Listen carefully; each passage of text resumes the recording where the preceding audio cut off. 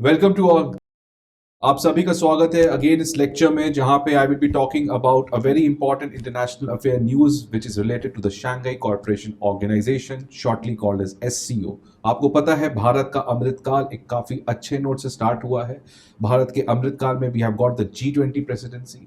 भारत के अमृतकाल में we are going to preside over the SCO summit, and that's a very great news and that's a very motivational start for India's journey, where India has taken a pledge to become a developed economy in the coming 25 years। और अगले 25 साल में India एक काफी ज्यादा economic growth से आगे बढ़ेगा। और उसी के मद्देनजर हमारा जो इंटरनेशनल फुटप्रिंट है, हमारा जो इंटरनेशनल इन्फ्लुएंस है, जो हमारा हमेशा से एक रहा है कि we are the rule takers, now we have that potential to become the rule makers. और इसी कॉन्टेक्स्ट में आज एससीओ समिट के बारे में हम लोग बात करेंगे। हमने लास्ट लेक्चर में G20 समिट के बारे में बात किया था और उसी कॉन्टेक्स्ट में आज हम लोग एससीओ समिट के बारे में बात करेंगे। और एससीओ समिट को समझने के पहले आपको यह भी समझना पड़ेगा कि एससीओ समिट का ऑरिजिन क्या है, एससीओ एज अ प्लेटफॉर्म क्यों बनाया गया था, और उसके बाद हम लोग बात करेंगे एससीओ का Indian perspective. Right, so let us try to understand SCO. तो अगर एससीओ की बात करते हैं तो it's a Eurasian political economy and security alliance. Eurasian मतलब यूरोप प्लस एशिया। उसका एक पॉलिटिकल अलायंस है, उसका एक इकोनॉमिक अलायंस है और उसका एक सिक्योरिटी अलायंस है।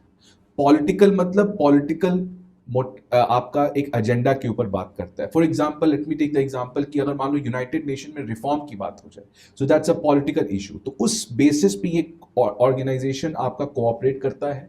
देन कमिंग टू इकोनॉमी, किस तरीके से इस पूरे एरिया में आपको ट्रेड बढ़ाया जाए, आपका ट्रेड इन सर्विसेज बढ़ाया जाए, ट्रेड इन गुड्स बढ़ाया जाए, तो इन चीजों के लिए आपका इकोनॉमिक अलायंसेस है। देन फाइनली सिक्योरिटी, कि कैसे इस एरिया में टेररिज्म का थ्रेट, इस एरिया में साइबर सिक्योरिटी का थ्रेट, इन सारे इमर्जिंग और एग्जिस्टिंग थ्रेट्स को काउंटर किया जा सके। So that's why it's a Eurasian political economic and security alliances. No, SCO को बनाया गया था 2001 में, लेकिन इसका प्रीकर्सर था हमारा शंघाई 5। तो शंघाई 5 जो 1996 में बनाया गया था, आप इसमें देख सकते हैं कौन कौन से कंट्री है: China, Russia, Tajikistan, Kyrgyzstan and then finally Kazakhstan. और इसी शंघाई 5 ऑर्गेनाइजेशन को 2001 में अपग्रेड करके एससीओ बनाया जाता है by the inclusion of Uzbekistan. अब बात आता है कि एससीओ को बनाया क्यों गया था। अब यहां पे आपको समझाना जरूरत हो जाता है। आपको पता है कि 1991 में जब सोवियत यूनियन कोलैप्स हो गया and the world order change from bipolar to a unipolar, there was an American hegemony which got established. And then after the 9/11, the American hegemony was pushed to a greater heights because America उसके बाद अपने power का काफी ज्यादा use कर पा रहा था, लेजिटिमेटली यूज कर पा रहा था, बिकॉज उसके कंट्री पे टेररिस्ट अटैक हुआ था। And now in that context US was intervening in different parts of the world in the name of countering terrorism. और यहीं पे आपको जितने भी बाकी कंट्रीज हैं उनको समझ में आ गया था कि now we have to come together and resist the American hegemony. इसलिए 2001 में एससीओ बना, 2006 में RIC Russia India China platform बना, उसी समय आपको ब्रिक्स प्लेटफॉर्म बना। तो ये जितने भी कंट्रीज थे, they were trying to ensure कि एक मल्टीपोलर वर्ल्ड ऑर्डर हो। They were trying to limit the influence of American hegemony in their backyard. They were trying to ensure a democratic world order। तो उस context में ये जो 2001 से लेकर 2005-6 जब अमेरिकन हेजेमनी अपने काफी पीक पे था, up till 2008 global financial crisis जहां से वेस्ट का डिक्लाइन स्टार्ट हुआ है, तो ये जो समय था 2001 से लेकर 2008 तक, that moment was the peak of American hegemony. और इसी समय बहुत सारे ऐसे ऑर्गेनाइजेशंस बनाए गए थे जो उस अमेरिकन हेजेमनी को रेसिस्ट करना चाहते थे। And in this context the foremost organization which was built, that was in the year 2001, the formation of SCO.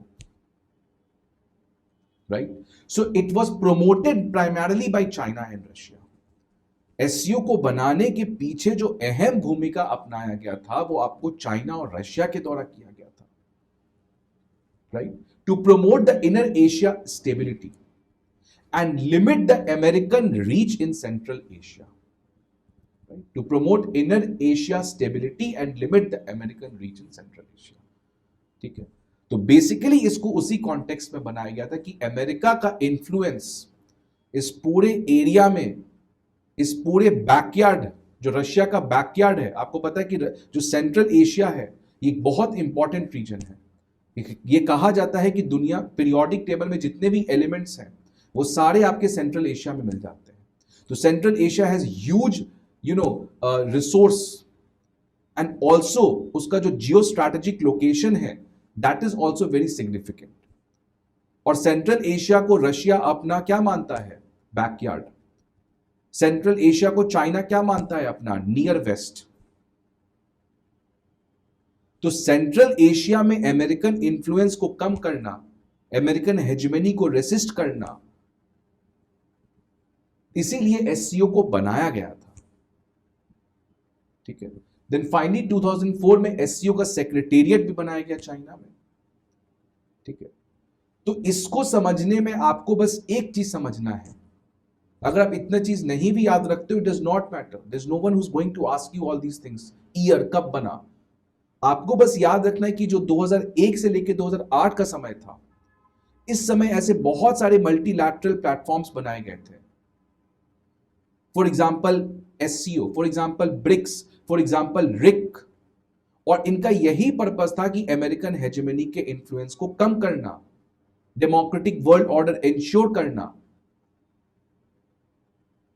ठीक है, बिकॉज अमेरिकन हेजेमनी पहली बार कब एस्टैब्लिश हुई थी? 1991 में, after the collapse of Soviet union. And since 9/11 when America was under attack and then Bush declared the war on terror, और उसके बाद America was blatantly using its power in the name to counter terrorism. So उससे American hegemony 2001 के बाद it got pumped up. And in this context, all these regional platforms got established. So ये context आपको याद रखना है कि SCO किस context में बनाया गया था, right? Next, coming to membership, कौन-कौन SCO के member हैं? तो 40% of the world's population and 20% of the world's GDP comes from SCO. सबसे लेटेस्ट एंट्रेंट क्या है? 2017 में India and Pakistan became member of SCO. अब क्यों इंडिया को बनाया गया मेंबर, क्यों पाकिस्तान को बनाया गया मेंबर? तो यह कहा जाता है कि इंडिया को एससीओ में मेंबर बनाने के पीछे रशिया का बहुत बड़ा हाथ था। देन पाकिस्तान को एससीओ में लाने के पीछे चाइना का बहुत बड़ा हाथ था। ठीक है, सो हमेशा आप ये समझोगे, जहां भी इंडिया, जैसे यूनाइटेड नेशंस सिक्योरिटी काउंसिल में अगर इंडिया को सीट चाहिए तो China will play the Pakistan card, because China को क्या है कि इंडिया पाकिस्तान लड़ते रहो आपस में यार तुम लोग। इंडिया को वो क्या करना चाहता है? काउंटर, तो ले आओ पाकिस्तान को। तो इसलिए इंडिया का इंक्लूजन में एक रशिया का बहुत बड़ा रोल था, because Russia wants to counter the influence of China. देखो, हम लोग रशिया चाइना के रिलेशन जब हमने यूट्यूब पे रिकॉर्डिंग पे आपको लेक्चर में दिया था, उसमें हमने बात किया था कि जो रशिया चाइना की आज दोस्ती है, उस दोस्ती केवल दिखती है, जो स्ट्रक्चरल इश्यूज हैं रशिया चाइना के बीच में वो बहुत बड़े हैं। इसलिए those two countries which is now in a no limits friendship, soon they will be entering into a major conflict in the near future. That's why, because the structural underpinning of those relationship is very weak, right? तो इसीलिए Russia और China, although वो अच्छे friend हैं, but उनके बीच में बहुत ज्यादा प्रॉब्लम है, और इसीलिए Russia always needs India to balance China. तो जैसे India always needs Russia to counter the China, वैसे Russia always needs India to counter China, balance China. ठीक है, सो रशिया चाइना का रिलेशनशिप बढ़ा है, वो एक दूसरे कॉन्टेक्स्ट में बढ़ा है, बिकॉज रशिया के ऊपर सैंक्शंस हैं after this Ukraine war, and that's why the relationship between Russia and China has increased. But that does not mean कि India's dependency on Russia and Russia's dependency on India will go down, because they both are united to a large extent in countering the influence of China. because Russia has been a great power, and a great power cannot become a junior partner of China, and hence Russia will always fight for its again autonomy, the way India fights for its autonomy. So India का भी relationship West के साथ बढ़ा, US के साथ बढ़ा, but still India has a good relation with Russia, and that's what we saw during the Ukraine-Russia war, where India boycotted any attempt to veto or to give assent to a resolution brought by the West at United Nations. So this is what you have to understand. आपको मैं ये extra knowledge इसलिए दे रहा था because you have to understand that Russia, India, US, और अगर आपको समझ नहीं आ रहा है तो एक डिटेल वीडियो हमने ऑलरेडी डाल रखा है, आप जाके उसको देख सकते हैं और समझ सकते हैं कैसे डायनेमिक्स चलता है और कैसे पाकिस्तान और चाइना का डायनेमिक्स चल रहा है. Then 2022 में ईरान और Belarus, they're probably going to soon join the SCO. और आपको पता है भी SCO समिट इंडिया में होने वाला है, और अभी जस्ट हमारे NSA अजीत डोवाल वो ईरान के फॉरेन मिनिस्टर से भी मिलते हैं SCO समिट के पहले, तो हो सकता है कि अब तुरंत इनकी मेंबरशिप को एक्सेप्ट कर लिया जाए. और बाकी ऑब्जर्वर स्टेट से हमारे अफगानिस्तान है, मंगोलिया. सो ये देख सकते हैं हमारा, ये है आपके एससीओ का मैप. तो इसमें देख सकते हैं ये सेंट्रल एशियन मेंबर स्टेट, जो सेंट्रल एशिया वाला रीजन है आपका, ये आपका रशिया हो गया, ये आपका सेंट्रल एशिया, ये इंडिया, ये पाकिस्तान, और ये आपका चाइना, इंडिया, पाकिस्तान, ये आप सॉरी ये सेंट्रल एशिया और ये आपका Russia. So this Russia, central Asia, Pakistan, India, China, Mongolia as an observer state. ठीक है. सो ये आपके इतने कंट्रीज एससीओ के मेंबर हैं. सो एससीओ के मेंबर स्टेट्स, ऑब्जर्वर स्टेट्स. अब उसी में ईरान और Belarus probably are going to soon join the SCO platform. Objectives क्या था एससीओ का आना? तो एक तो हमने बात कर लिया था, जो कि मेजर ऑफिशियल ऑब्जेक्टिव था, was to resist the American hegemony. ठीक है, वो रियल ऑब्जेक्टिव था, to limit the influence of America in central Asia, which is primarily the backyard for both China and Russia. So ensure political stability in Central Asia.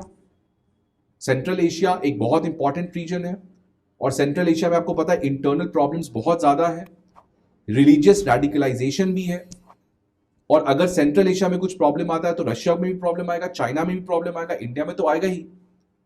So that's why SCO was promoted by Russia and China in order to ensure political stability in Central Asia. Next, enhance intra-regional cooperation. Next, promote cooperation in political affairs, economics and trade. ये सब easy है, कोई भी multilateral platform का या regional platforms का यही objective होता है. Safeguard regional piece, security and stability. किस रीजन की बात हो रही है? वही सेंट्रल एशिया वाला रीजन की बात हो रही है, अफगानिस्तान वाले रीजन की बात हो रही है, इन रीजन्स के बारे में बात हो रही है, ये वाले रीजन की, जो काफी ज्यादा आपका डिस्टर्ब रीजन होता है, यहां पे अफगानिस्तान आ गया, सेंट्रल एशिया में आपस प्रॉब्लम है. तो कैसे इस पूरे एरिया में एक तो अमेरिकन हेजेमनी के इन्फ्लुएंस को कम करना, रीजनल स्टेबिलिटी इंश्योर करना, इकोनॉमिक ट्रेड बढ़ाना, पॉलिटिकल कोalitions बढ़ाना, so that they can collectively talk at international platforms, Afghanistan में स्टेबिलिटी लाना, यही सारे ऑब्जेक्टिव्स थे एससीओ के. डेमोक्रेटाइज करना वर्ल्ड ऑर्डर. ठीक है, तो ये हो गया आपके पास, create a democratic, equitable, international political and economic order. Right. Significance. तो आखिर एससीओ का सिग्निफिकेंस है क्या? What is the significance of SCO? That's what we are trying to understand now. हमने देखा what are the objectives, context, members. Now let's come to the significance. क्या है SCO का? सबसे बड़ा significance, it's not a alliance based, it's not like a NATO.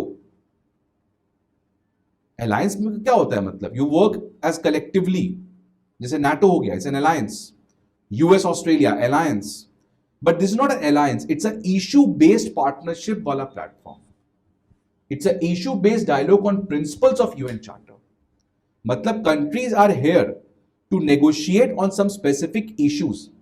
They are not forming a military alliance against any other country. For example, NATO क्या है? एक तरीके का military alliance है, which is formed against Russia, So this is not an alliance. This is simply a platform where the countries will come together, deliberate on some specific issues, which is a common concern for all of them. And all such dialogue, negotiations, deliberations will be happening as per the principles of United Nations Charter. Second, SCO RATS. SCO का एक RATS करके आपको पता है, regional anti terror structure, जिसके अंदर जितने भी इस पूरे एरिया में टेररिज्म है उसको काउंटर करने के लिए SCO RATS का प्लेटफॉर्म बनाया गया है। एंटी टेरर एक्सरसाइजेस होते हैं इनके। काउंटर वेट टू नाटो, अब उस समय से जो आज counterweight to NATO is a different thing आज, because India is also member of SCO, ठीक है। बट जब उतना रिलेशन, बिकॉज आपको पता है इंडिया का वेस्ट के साथ रिलेशन कब बढ़ना स्टार्ट हुआ है, आफ्टर 2017, बिकॉज 2017 में डोकलाम हुआ था, उसके बाद से ही अब तो 2020 में गलवान हो गया है, तो 2017 के बाद ही आपको पता है जब डोकलाम हुआ, और 2017 के बाद इंडिया ने क्वाड को वापस रिवाइव किया, तो 2017 was again a turning point. तो एक तरफ आप SCO के मेंबर हो चुके हो, लेकिन 2017 के बाद अब हालात भी काफी ज्यादा अलग हो रहा है, ठीक है। सो उस समय जब SCO, जब इंडिया ने ज्वाइन किया था और बाकी countries, it acted like a counterweight to NATO. But आज ये पॉइंट इतना रेलेवेंट नहीं है, specially for India, although for Russia and China it's again relevant, but India का आज वेस्ट के साथ रिलेशन काफी स्ट्रांग है। Then consolidating the 4 nuclear powers, India, Pakistan, Russia, China, 4 nuclear platforms हैं, nuclear powered countries एक platform पे काम कर रहे हैं. That's again a very good significance of SCO as an organization. Lastly, rise of non-Western security institutions. Non-Western security institutions because this institution was made responsible for ensuring the stability in Asia, political stability in Asia, elimination of terrorism in this particular area. So that's why it's a non-Western security institution. तो ये कुछ significance है इसका। It's not alliance based, issue based partnership, united nation के charter पे किया जाता है। SCO RATS का प्लेटफॉर्म है to counter the local terrorism which is prevalent in this region. Anti terror exercises करते हैं ये country. It acted as a counterweight to NATO because it's a non western security institution. And finally it is the only one platform apart from the United Nations Security Council which brings 4 nuclear power। तो कुछ ही platforms हैं, United nation हो गया, G20 हो गया, उसके अलावा हमारा SCO। देन 2022 में SCO समिट हुआ था, द समरकंद समिट, जो आपको पता है it was very famous in news because यहीं पे प्राइम मिनिस्टर मोदी ने पुतिन को कहा था कि this time is not the time for war, और वो काफी ज्यादा कैची स्लोगन हो गया in the international discourses. So Samarkand declaration was again the 2022 SCO summit. उसमें कुछ हुए थे, आप देख सकते हो, peaceful settlement of differences and dispute, ठीक है, mutual respect for sovereignty, independence, territorial integrity of the states, form a unified list of terrorist, separatist and extremist organization, and Varanasi was declared as the SCO tourism and cultural capital for 22-23। तो ज्यादा कुछ outcome नहीं आया था SCO summit से। देखो problem क्या है, आपको ये समझना पड़ेगा that you have to be very much idealistic about expectations। See, international politics is always in anarchy, right? You cannot expect much from these organizations. United Nations, it is in a complete state of mess. It does not work. The United Nations Security Council is in a state of coma. But should we scrap those organizations? Absolutely no. Although these organizations are performing relatively very poor, but still they are providing a platform where at least you can come and talk. Because अगर आप मानो कि अगर इस साल India में G20 नहीं होता या G20 जैसा प्लेटफॉर्म नहीं होता, SCO जैसा प्लेटफॉर्म होता ही नहीं, तो आपको पता है कि after the Galwan India China के रिलेशंस काफी खराब हुए हैं। After Russia Ukraine war Russia का रिलेशन विद वेस्ट काफी खराब हुआ है। But because of these organisations at least the countries के जो हेड ऑफ स्टेट है, हेड ऑफ गवर्नमेंट है, वो आके मिल तो रहे हैं, बातचीत तो चल रही है, ठीक है, कुछ सॉल्यूशन ना निकले, but at least they are talking. And in that anarchy, in that chaotic world, if there's a slight of rays of light, that's a great news. सो इसीलिए आपको ये नहीं कि एससीओ या G20 समिट हो जाएगा इस बार इंडिया में तो कुछ बहुत बड़ा आउटकम आ जाएगा, नहीं आएगा। वो बस पेपर में लिख देते हैं ये हो जाएगा वो हो जाएगा, India should do this, India should use a platform of G20 to bring a law on blockchain. That's not going to work. That does not happen. International politics ऐसे काम नहीं करता है. It is created by media and some scholars who expect something very big from these organizations. But yes, we have to be optimistic. तो SCO and G20 India में हो रहा है. India has provided that platform. अब यही देखना है कि आप किस तरीके से उस पूरे chaos में एक मिनिमम रिजल्ट ला सकते हो. मैक्सिमम तो नहीं होगा, एक बेयर मिनिमम वो आप ला सकते हो कि नहीं ला सकते हो, तो बात उसकी होती है. तो देख सकते हो 2022 एससीओ समिट में भी कुछ ज्यादा हुआ नहीं था खास, बिकॉज अगेन एससीओ में बहुत चैलेंजेस हम लोग देखेंगे अभी. अब देखो चैलेंजेस क्या क्या एससीओ में. सबसे बड़ा चैलेंज खुद सोचो क्या है एससीओ में. एक तो आप देख लो कितने कॉन्ट्रडिक्टिंग कंट्रीज हैं, इंडिया पाकिस्तान, सोच लो. पहला तो ये प्रॉब्लम है. सेंट्रल एशिया में आपस में कंट्रीज के बीच में बहुत ज्यादा प्रॉब्लम है. थर्ड, रशिया चाइना के बीच में बहुत बड़ा प्रॉब्लम है, बिकॉज रशिया के लिए सेंट्रल एशिया का जो रीजन है उसको, जिसको वो बैकयार्ड, अपना घर का बैकयार्ड कंसिडर करता है, पोस्ट सोवियत स्टेट्स, वहां पे हमेशा से इंफ्लुएंस रहा है. बट आज द चाइना एंड जो चाइना का बेल्ट एंड रोड इनिशिएटिव है, जिसकी वजह से China is slowly expanding it's footprint in the central Asian, which is reducing the dominance of Russia in that particular region, and that's why Russia has obvious problem with China. So ये देख इतने different countries हैं और उनके बीच में आपस में problem है, तो ये कैसे काम करेगा. सिमिलरली इंडिया का रिलेशन विद वेस्ट काफी बढ़ गया है. So a lot of scholars also argue कि what is the point of being in SCO, जहां पे आपका चाइना है, रशिया है, पाकिस्तान है, सेंट्रल एशियन कंट्रीज है, जो एक तरीके से एंटी अमेरिकनिज्म फीलिंग को रिप्रेजेंट करते हैं, और आपका relation with America is growing day by day.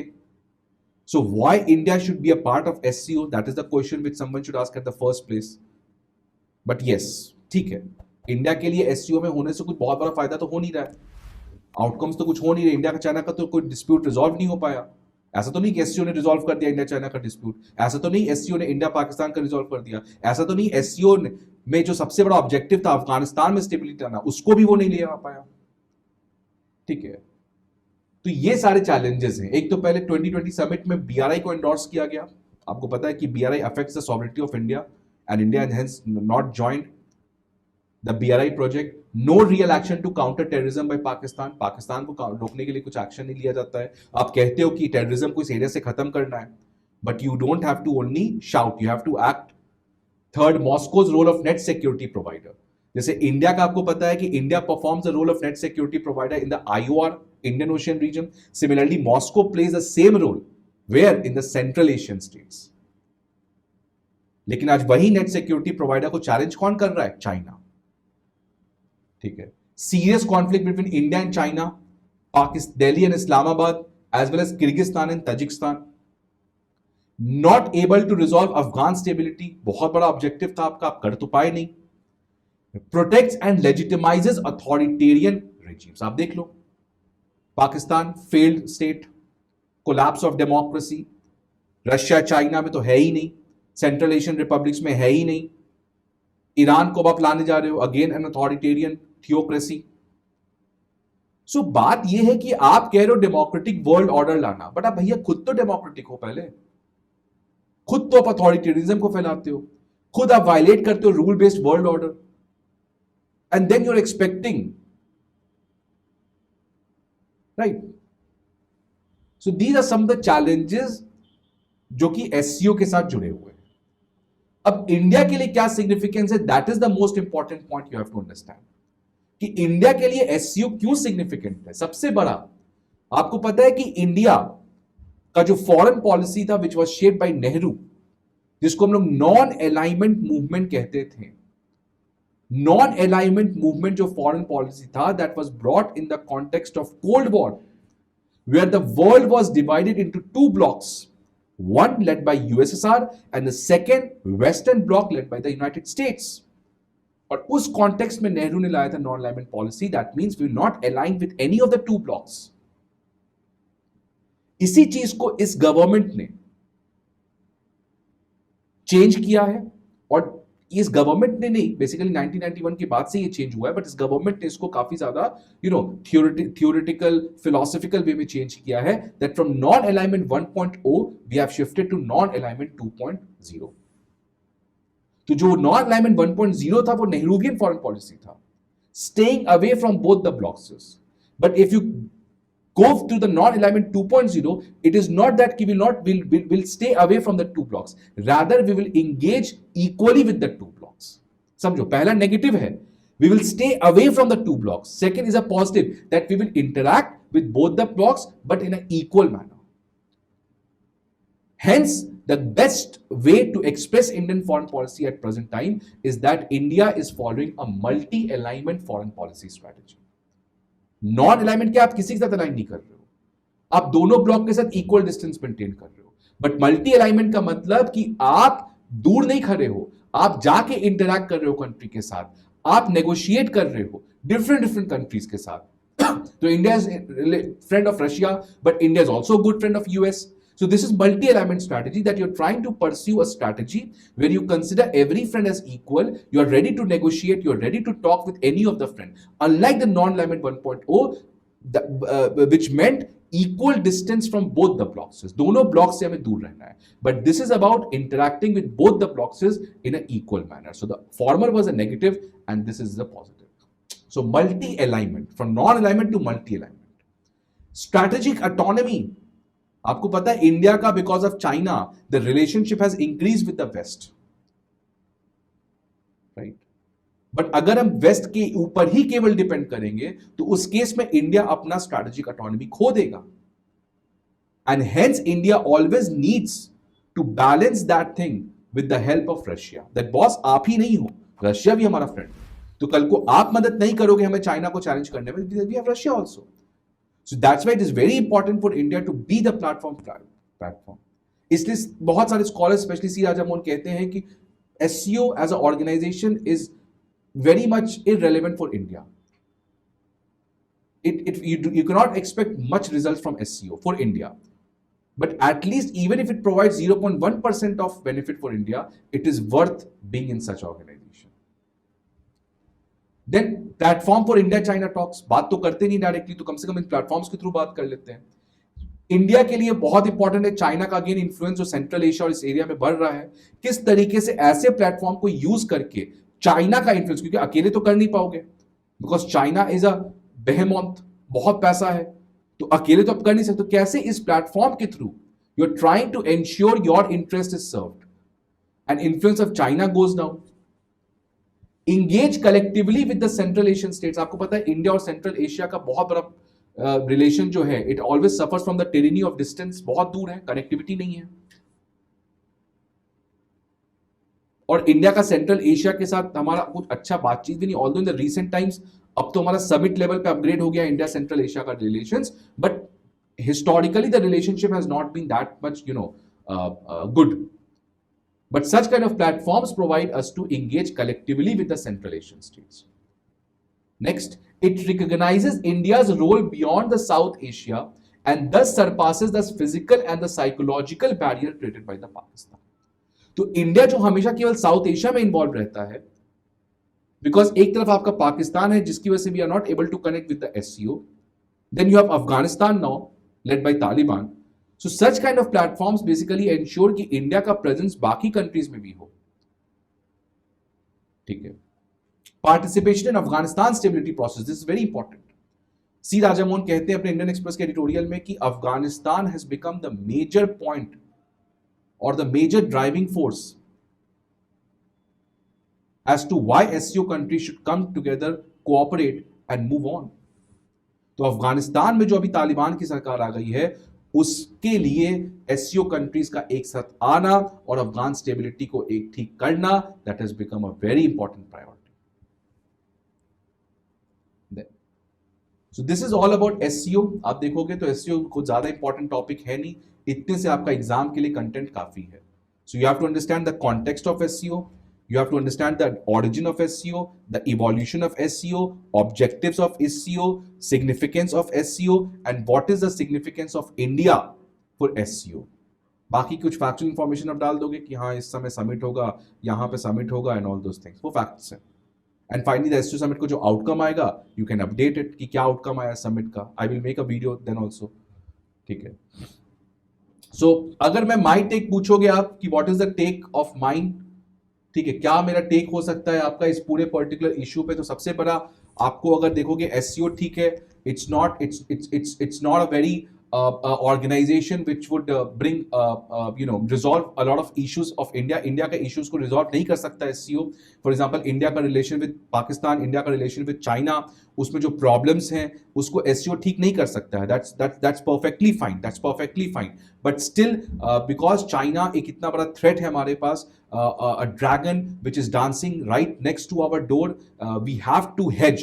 and उस hedge में ऐसे प्लेटफॉर्म्स जो कि नॉन वेस्टर्न प्लेटफॉर्म्स हैं, क्योंकि वेस्ट के साथ तो हमारा ऑलरेडी अच्छा रिलेशन चल रहा है, क्वाड वॉट है, but to hedge against China and to also hedge against such kind of western platforms, SCO provides that right platform. Because SCO की वजह से India is trying to ensure its strategic autonomy. Because अगर मान लो आज Russia नहीं होता और आज एसईओ में केवल चाइना रहता, तब तो एसईओ कोई रेलेवेंट ही नहीं है.